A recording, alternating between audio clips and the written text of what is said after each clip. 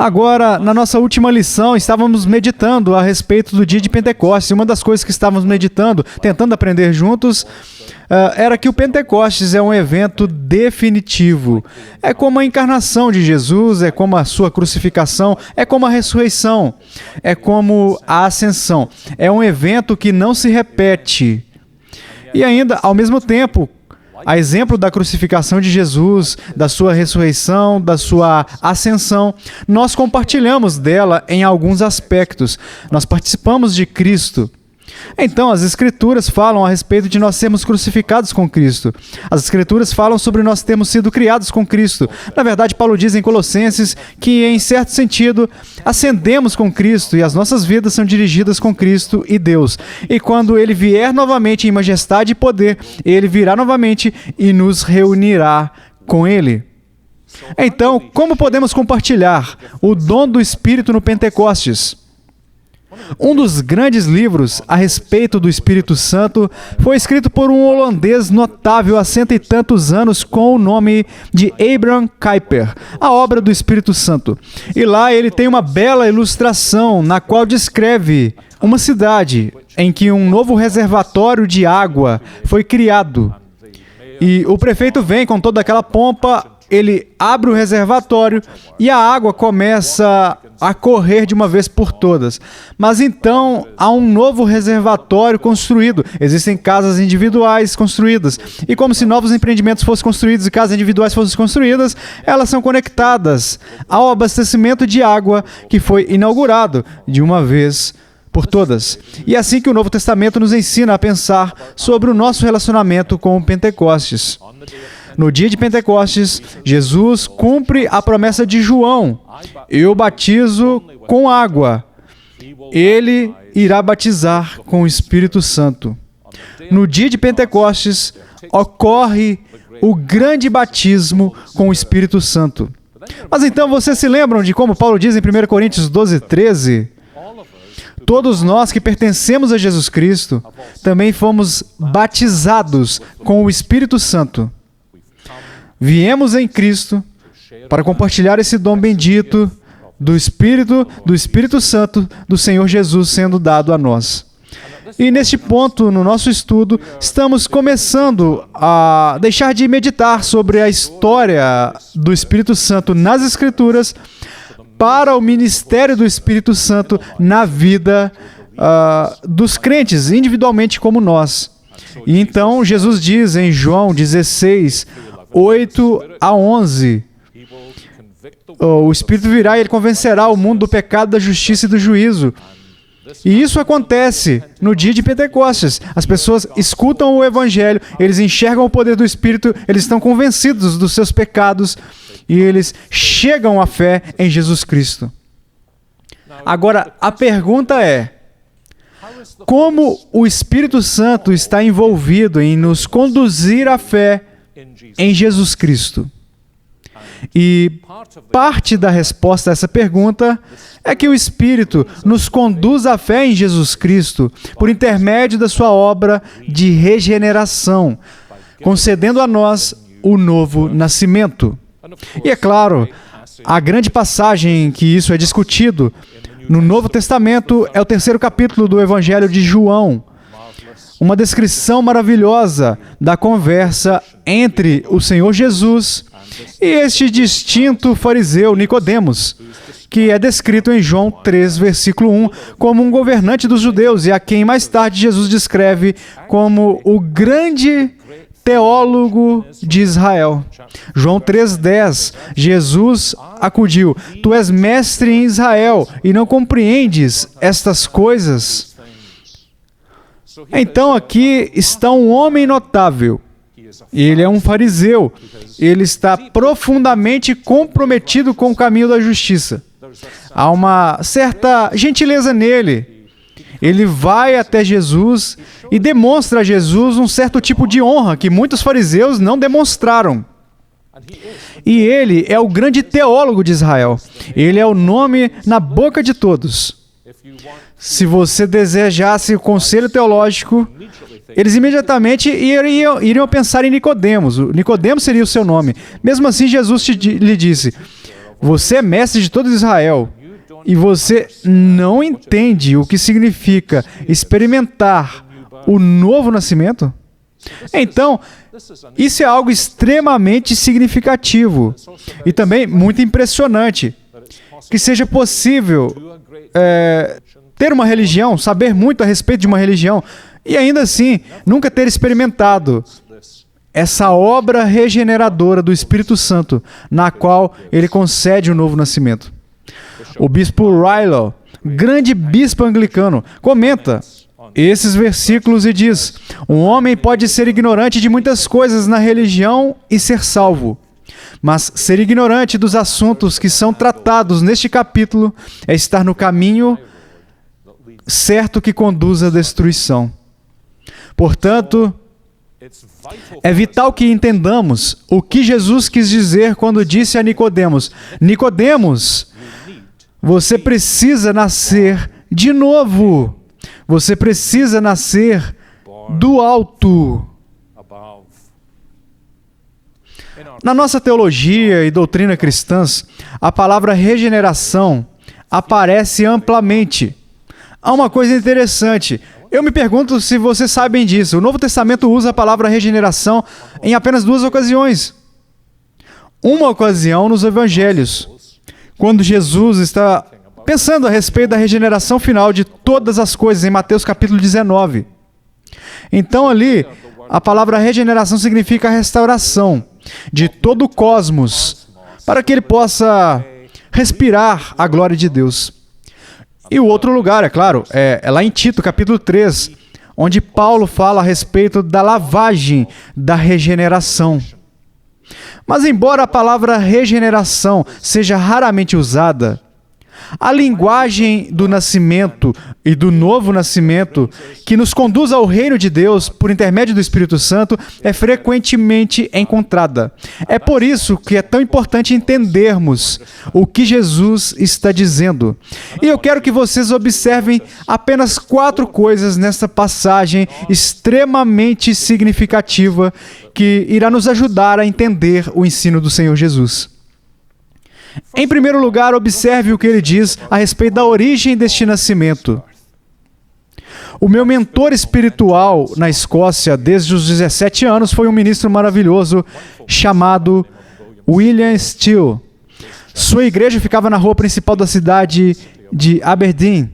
Ele tinha um enorme quadro de avisos do lado de fora da igreja, em parte porque havia um ponto de ônibus em frente à igreja. Você sabe, né? Lá na Escócia, o transporte público é maravilhoso em comparação com muitos outros lugares. Os ônibus parariam ali e as pessoas olhariam pela janela e veriam este aviso. E eu me lembro, uma semana, ele tinha neste grande quadro de avisos as palavras: você deve nascer de novo. Você deve nascer de novo. E as pessoas olhavam para isso e pensavam: certamente há um erro em algum lugar. Algumas pessoas até telefonaram para ele, o que, claro, foi um dos motivos pelos quais ele colocou o quadro de avisos ali. O que você quer dizer com você deve nascer de novo? Agora, anothen é a obra grega usada aqui em João capítulo 3. E geralmente transmite a ideia de algo que vem de cima para baixo. Lembra como quando Jesus foi crucificado, o véu do templo se rasgou em 2. As nossas traduções dizem algo como de cima para baixo. Essa é a linguagem que está sendo usada. Mesmo aqui, mais tarde, em João capítulo 3, quando Jesus diz essas palavras maravilhosas, ele nos diz: quem vem da terra é terreno e fala da terra. Quem vem do céu está acima de todos. Então, quando Jesus disse a Nicodemos: Nicodemos, você precisa nascer de novo, ele quer dizer que você deve nascer do alto. O nascimento que você já teve, Nicodemos, é um nascimento que vem de baixo da terra. Você é o produto, sem dúvida, sob a providência de Deus, do amor do seu pai e da sua mãe. Você teve um nascimento terreno. Mas, Nicodemos, se você alguma vez quer entrar no reino de Deus, você vai ter um novo nascimento celestial. Esse nascimento celestial vem através do ministério do Espírito Santo. E Jesus enfatiza isso, não é? No versículo 5. Em verdade, te digo, quem não nascer da água e do Espírito não pode entrar no reino de Deus. E de novo, no versículo 6, ele diz a mesma coisa, essencialmente, o que é nascido da carne é carne, e o que é nascido do Espírito é Espírito. Então ele usa esta ilustração maravilhosa do vento soprando. Agora esse é significativo, não é? Pneuma significa vento e espírito. Como você entende o vento? É invisível, mas você enxerga os seus efeitos. E da mesma forma, é uma realidade para qualquer um que é nascido do Espírito de Deus. O que ele está ensinando a Nicodemos? Ele está ensinando a Nicodemos essencialmente o seguinte: não há recursos aqui na terra para fazer de você o novo homem que você precisa ser se quiser fazer parte do reino de Deus.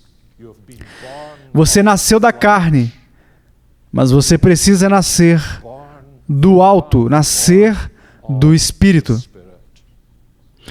Portanto, a origem deste novo nascimento é encontrada no Espírito Santo, que descerá até nós do alto. Não temos recursos em nós mesmos para dar a nós mesmos um novo nascimento. O Espírito Santo tem todos esses recursos e apenas Ele pode nos conceder um novo nascimento. Em segundo lugar, esta imagem que Jesus desenhou ensina algo a respeito da concessão do novo nascimento, como é concedido a nós. Se lembre do que ele diz novamente aqui no versículo 8, o vento sopra onde quer. Ouves a sua voz, mas não sabes de onde vem, nem para onde vai. Assim é todo o que é nascido do Espírito. Você praticamente pode imaginar a cena ali. Eles estão sentados lá à noite. O vento está aumentando. Talvez haja algumas árvores fora da casa onde Jesus está. Você praticamente pode imaginar o vento soprando e o farfalhar das folhas. E Jesus dizendo: Nicodemos, é assim. É apenas quando você enxerga o efeito do vento nas folhas que você sabe para que lado o vento está soprando, porque o vento sopra onde ele quer. E assim é todo aquele que é nascido do Espírito. Agora, nós podemos interpretar mal essas palavras, porque nós conhecemos os cristãos, e ninguém parece saber de onde eles vêm, e ninguém parece saber para onde eles vão. Eles podem ser mal interpretados se disserem, sabe, a obra do Espírito torna você um espírito livre. Não é isso que Jesus quis dizer. O que Jesus quis dizer é que o vento não está debaixo do seu controle. O vento não obedece aos desejos das folhas. O vento sopra soberanamente. E assim é com todo aquele que é nascido do Espírito. Esta é uma obra absoluta e soberana de Deus, para a qual não contribuímos com absolutamente nada. O novo nascimento, o próprio Deus, através do seu Espírito, o faz soberanamente. E este é realmente o ensino do restante do Novo Testamento, porque nós encontramos isso em 1 Pedro, capítulo 1, versículo 23, e também ecoa lá em Tiago, capítulo 1, versículo 18. Pois, segundo o seu querer, Ele nos gerou pela palavra da verdade para que fôssemos como que primícias das suas criaturas. Segundo o seu querer. Isso é humilhante, não é? Você sabe que ainda temos persistência no nosso mundo cristão sobre a noção de que Deus faz 70%, ou 90%, ou 98%, mas sempre há algo com que você precisa contribuir. Você não pode contribuir mais para o seu novo nascimento do que contribuiu para o seu primeiro nascimento. O que você contribuiu para o seu primeiro nascimento? Você decidiu nascer? Não é surpreendente quando você começa a meditar sobre isso e a pensar: eu poderia não ter nascido se não fosse pelo desejo de outros, se não fosse pela atividade de outros. Eu não sou autogerado. Na verdade, João havia deixado isso claro no prólogo do Evangelho, quando ele falou no capítulo 1 e versículo 12, a respeito daqueles que passam a crer em Jesus, que recebem o direito de se tornarem filhos de Deus, que não nasceram do sangue, nem da vontade da carne, nem da vontade do homem, mas de Deus. Portanto, este é um nascimento celestial, concedido por intermédio do Espírito. É um nascimento soberano, concedido por intermédio do Espírito. E é também, em terceiro lugar, um nascimento transformador. Tem efeitos muito decisivos em nossas vidas. Lembre-se novamente da pequena ilustração. O vento sopra. Você não sabe de onde ele veio, você não sabe para onde está indo, mas você ouve o som dele, você sabe que ele está presente por causa dos efeitos. Como sabemos que nascemos de novo? Não podemos olhar para dentro e dizer, lá vai o Espírito Santo, dando-me um novo nascimento. Mais do que poderíamos ter dito em nossa própria concepção. Uau, estou sendo concebido. Ou em nosso próprio nascimento, estou nascendo. Não, sabemos que nascemos por causa dos resultados, dos efeitos desse nascimento. Eu quero que vocês observem vários efeitos notáveis que Jesus aponta em seu ensino a Nicodemos.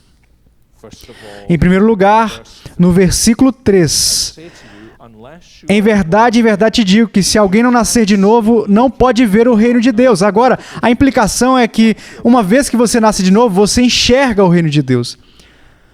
Você enxerga o poder de Deus. Você enxerga que Jesus é rei em seu reino. O ladrão moribundo nasceu de novo na cruz e se voltou para Jesus e disse, Senhor, lembra-te de mim quando entrares no teu reino. O problema que nós temos é isso. Por causa do nosso pecado, as nossas mentes, o nosso entendimento, tudo isso está obscurecido e nós não podemos enxergar o reino de Deus. Na verdade, Nicodemos é uma ilustração primordial disso, não é? Jesus deu a ele este ensino, e Nicodemos disse, como pode um homem nascer de novo quando já está velho? Você enxerga o que ele está dizendo? Jesus disse, Nicodemos, a menos que você nasça de novo, você não pode ver o reino de Deus. E Nicodemos disse, Jesus, não consigo ver isso, eu não entendo isso. A sua mente estava fechada e obscurecida, ele não podia absorver, mas a regeneração, ela ilumina aquela mente para que ele possa enxergar. Lucas 24 é uma bela ilustração de como isso acontece, não é? Os dois a caminho de Emaús, eles não reconheceram Jesus. Então, enquanto Jesus fala para aquelas mentes obscurecidas, e corações angustiados, endurecidos, seus corações começam a arder dentro deles. Eles começam a enxergar Jesus e a reconhecer o seu reino. Portanto, a regeneração, o novo nascimento, ilumina as nossas mentes obscurecidas. A regeneração também, versículo 5, liberta as nossas vontades escravizadas. Jesus disse, em verdade te digo que quem não nascer da água e do Espírito não pode entrar no reino de Deus. Ele não pode entrar no reino de Deus. Você sabe como às vezes as pessoas te dizem, bem, este evangelho é muito interessante, vou adiar para mais tarde, porque sei que posso fazer isso mais tarde. Sei que às vezes digo, bem, mostre-me que você será capaz de fazer isso, fazendo isso agora. Simplesmente deseja entrar no reino de Deus. E você pode querer que queira, deseje, anseie, mas não pode entrar no reino de Deus, porque a sua vontade está limitada. Você é um escravo, você está em cativeiro. Mas quando o Espírito Santo vem e concede o novo nascimento, uma das realidades gloriosas é que você começa a desejar o que você percebeu que nunca poderia desejar por si mesmo. Vou colocar de uma maneira muito simples. Você deseja, quer Jesus. E você não desejava Jesus anteriormente. Há algo mais aqui, eu penso. Não é interessante que Jesus fale aqui a respeito de nascer da água e do Espírito? O que vocês acham que ele quer dizer com nascer da água e do Espírito? Bem, algumas pessoas pensam que é simplesmente uma referência ao nascimento normal, a menos que você nasça normalmente. Então, depois nasça do Espírito, você não pode entrar no reino de Deus. Isso seria um truísmo, não seria? Se você não tivesse nascido normalmente, não estaria aqui. Então, o que Jesus está dizendo? Acho que ele está se referindo àquela profecia lá do livro de Ezequiel, quando Deus diz que vai derramar o seu Espírito sobre as pessoas e aspergirá água pura, limpa, sobre elas e elas ficaram puras, purificadas. E ele está falando aqui não tanto a respeito da iluminação da mente ou sobre a liberação da vontade, do desejo, mas sobre aquela transformação que ocorre nas nossas afeições, para que sejamos limpos. Temos essa sensação de que pertencemos ao Senhor e as nossas afeições, os nossos desejos, não são mais direcionados para a terra, mas para Cristo. Um dos meus conterrâneos, Thomas Chalmers, grande figura do século XIX, pregou um sermão. É um sermão verdadeiramente excelente, mas é o título do sermão que atrai mais a atenção, mais do que o conteúdo do sermão. O título do sermão era O Poder Expulsivo de um Novo Afeto.